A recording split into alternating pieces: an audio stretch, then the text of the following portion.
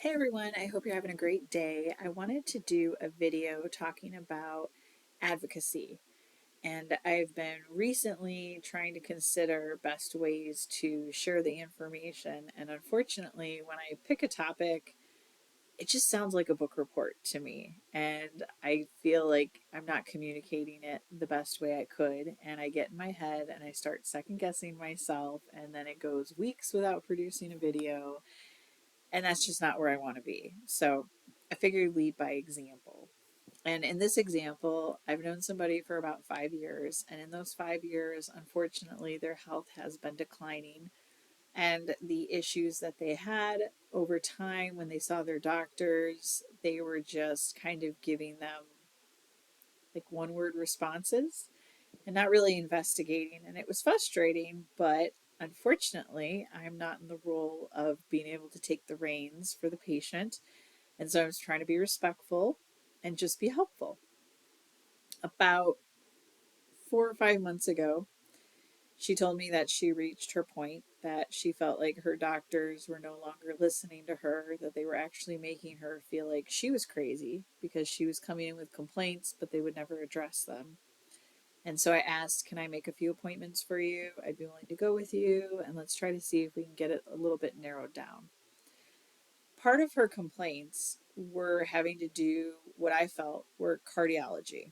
And when it comes to the heart and your vessels and veins and all that, I feel like that takes a priority over anything else, unless there's like a blatant part of your body or aspect or symptom that you're having that's really screaming out at you.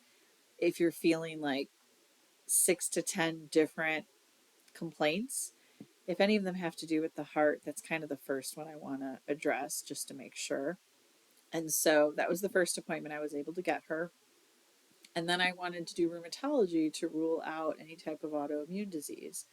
And it was funny because when I made the appointment, I did sort of guess what could be wrong with my friend from the complaints that she had and my own experience. And so when I went to the different hospital websites, I was able to kind of drill down and kind of look and see like maybe who has a speciality that seems like it would be in line to what my friend is dealing with, and where did they do their internship, where do they go to school, how many years have they been practicing, have they been doing any special studies or been a part of any like journal papers. And so I went there, I narrowed it down, I picked a cardiologist and a rheumatologist, and we went to the cardiologist, and luckily everything seemed to be in the clear section. It was more based on her age. They had some concerns, but stuff that could just be addressed over the next few months, nothing to really red flag. But when we went to the rheumatology appointment, which ended up being almost a 2 hour appointment, I was very impressed with the doctor for taking that amount of time. We got at least somebody who was willing to listen to my friend and was willing to explain, in her opinion, what she might be dealing with and what those next steps would be. And right after that appointment, they sat us in the phlebotomy out. They sat us in the lab, and they were able to draw blood, and so she was able to get results within a great time frame, not having to make a separate lab appointment. And the doctor was able to reach out and said, yeah, you have some markers, there are some things going on, what you're saying is completely valid, and we're going to get a game plan together, let's make some follow-up appointments for you. And the joy of relief that I saw on my friend's face was worth the ridiculous amount of traffic we had to get to those appointments, because when you're looking for a doctor, for me, you don't care where you drive to. I'll drive to Cleveland to go see a doctor from Chicago. I don't care. Whoever's the best in the specialty or whoever's going to help me be the best version of me when I'm dealing with an illness, that's where I go. But a lot of people tend to default to, 5 mile radius or a 10 mile radius.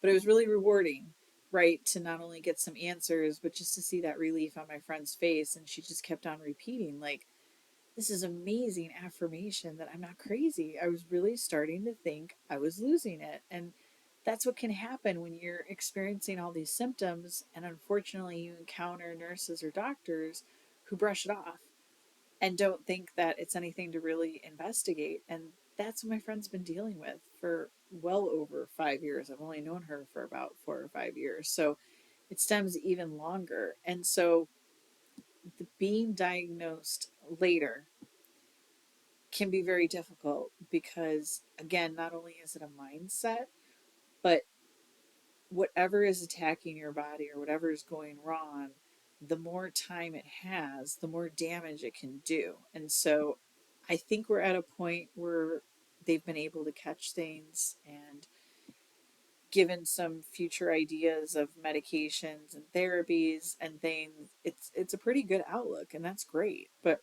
there are plenty of people that aren't diagnosed right. And even me, I mean, 18 years ago, like if when I had gone into the ER the multiple times I had, and a doctor had been trained in vasculitis or had an idea of an autoimmune disease, like the amount of time, the amount of just crappy medical things that happen that didn't need to happen because of being misdiagnosed, it happens more than people realize. And I think it's that mix of that idea of, oh, I'm seeing my doctor and my doctor tells me X, Y, and Z, and I'm going to do it, like input, output. And maybe that worked at a certain time, but definitely in 2026, that's not how things work. I mean, the insurance is the one who controls a lot of things.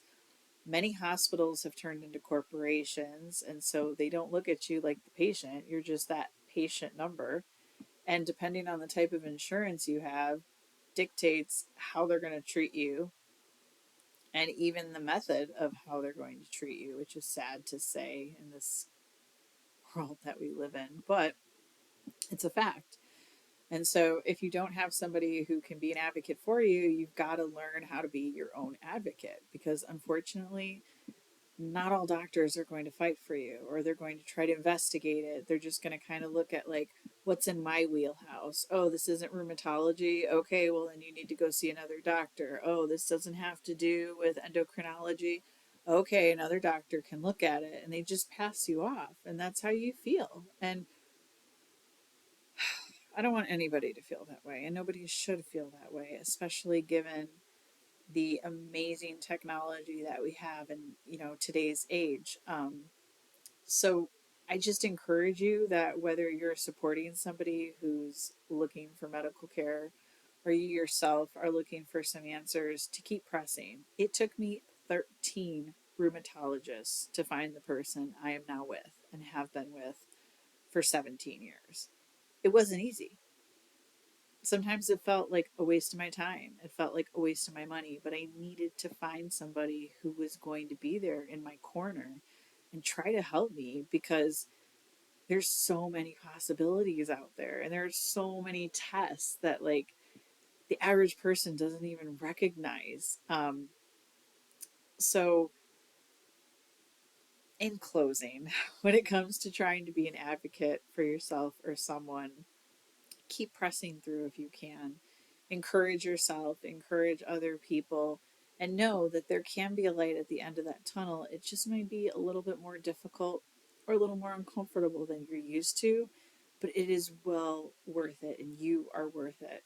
So, look forward to talking to you at the next video and hope you have a great rest of your day.